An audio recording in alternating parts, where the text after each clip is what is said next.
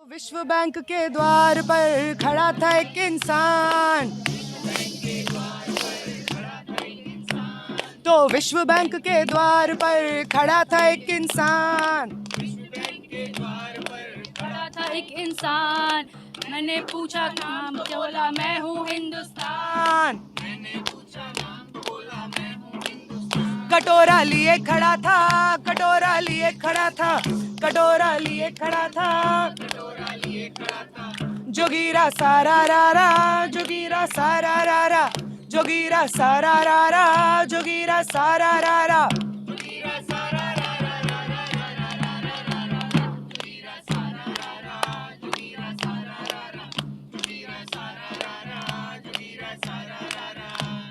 नई शिक्षा नीति का नया बना कानून, तो नई शिक्षा नीति का नया बना कानून। मंत्री जी का बेटा पढ़ने जाए देहरादून, तो बाकी लोग क्या करेंगे भाई? बाकी लोग क्या करेंगे? कि बाकी लोग चरावे भैंस, कि बाकी लोग चरावे भैंस, कि बाकी लोग चरावे भैंस। जोगीरा सारा रारा, जोगीरा सारा रारा, जोगीरा सारा रारा, जोगीरा सारा रारा, जोगीरा सारा रारा, जोगीरा सारा रारा, जोगीरा सारा रारा।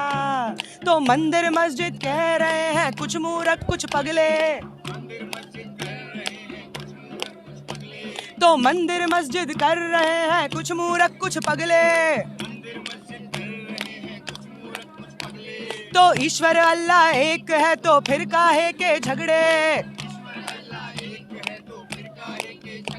तो ईश्वर अल्लाह एक है तो फिर काहे के झगड़े।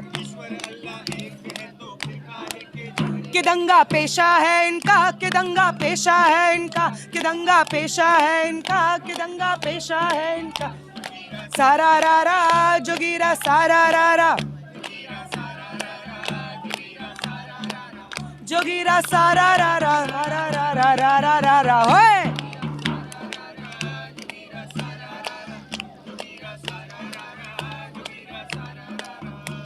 तो पेप्सी कोला कोका कोला तरह तरह का कोला,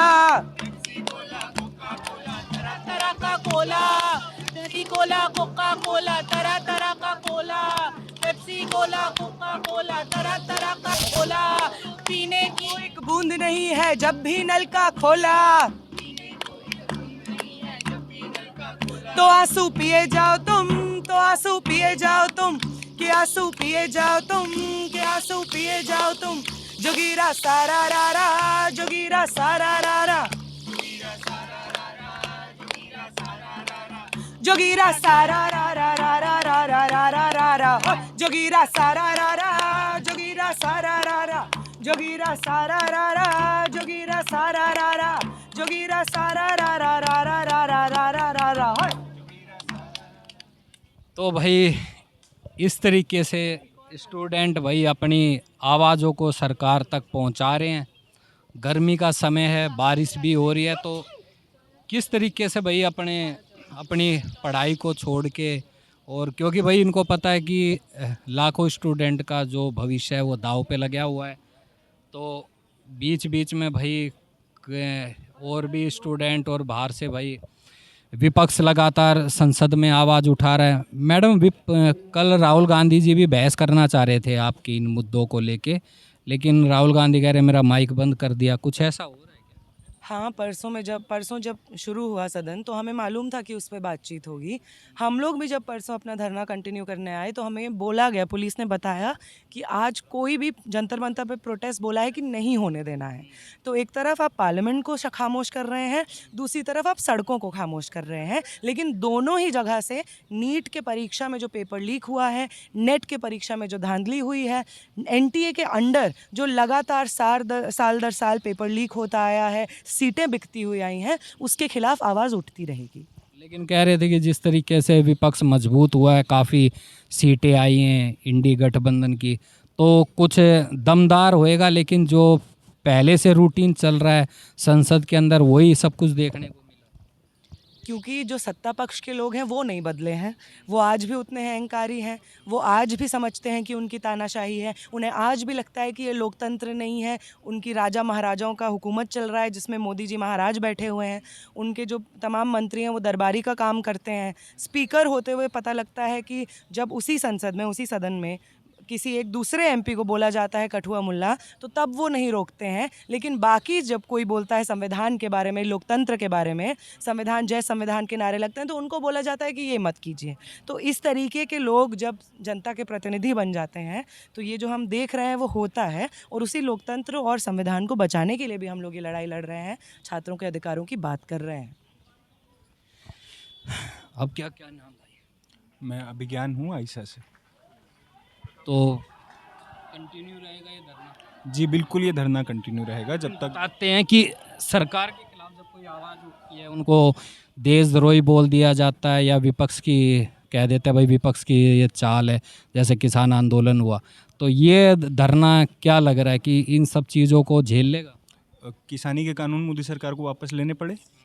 उन्होंने उनको खालिस्तानी बोला, देशद्रोही बोला, सब कुछ बोला। पर उन्होंने लाठी डंडे FIR भी हुई, 750 किसान को भी शहादत हुई। उसके बावजूद मोदी सरकार को ये कानून वापस लेने पड़े, क्योंकि देश भर के किसानों ने तय किया कि ये कानून हम नहीं सहें।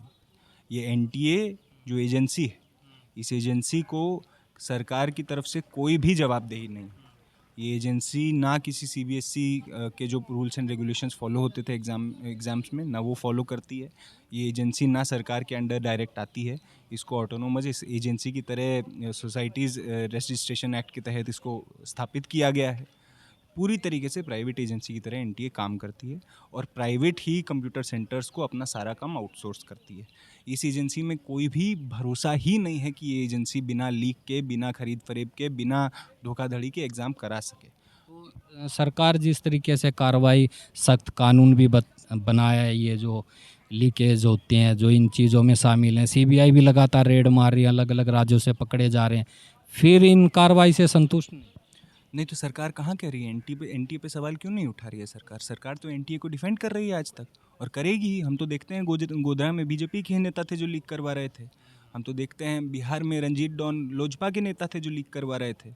हम देखते हैं हरियाणा में BJP के नेता थे जो लीक करवा रहे थे। पूरी तरीके से प्राइवेट माफिया का और सरकार के पक्ष का, भाजपा की पार्टी का, भाजपा के संगठन का जो गठजोड़ है वो इस काम को करवा रहा है। हम तो देख रहे हैं कि लगातार आसपास के गांवों से, शहरों से, जगह जगह पर जो भी मजबूत तबका है, जो भी ज़मींदार तबका, उसने बड़ी मात्रा में सब कंप्यूटर सेंटर्स खड़े किए हैं, और ज़्यादातर उसमें हाथ भाजपा का है। और हम देखते हैं वो लोग आज सपोर्ट कर रहे हैं NTA को, इसलिए भाजपा सपोर्ट कर रही है। पूरा प्राइवेट माफिया का जो नेटवर्क है और इसका जो इंटरेस्ट है उसको बचाने के लिए भाजपा सपोर्ट कर रही है। सब सामने आ रहा है, सब धीरे धीरे करके सामने आ रहा है। रेड पड़ेंगी और चीज़ें सामने आएंगी। रेड पड़ने से नहीं होगा। सरकार उस पर क्या जवाब दे रही है? क्या सरकार जवाबदेही ले रही है? क्या सरकार जो आरिफ बोरा ने किया उसकी जवाबदेही ले रही है? रंजीत डॉन ने जो किया उसकी जवाबदेही ले रही है? बेदी सिंह ने जो किया उसकी जवाबदेही सरकार ले रही है? वो तो सरकार नहीं ले रही है। उस पर तो सरकार खामोश है। NTA पर जो सवालिया निशान उठा रहा है उस पर तो खामोश है। प्रकाश जावड़ेकर से लेकर स्मृति ईरानी से लेकर आज धर्मेंद्र प्रधान इस NTA की एजेंसी को डिफेंड करते रहे।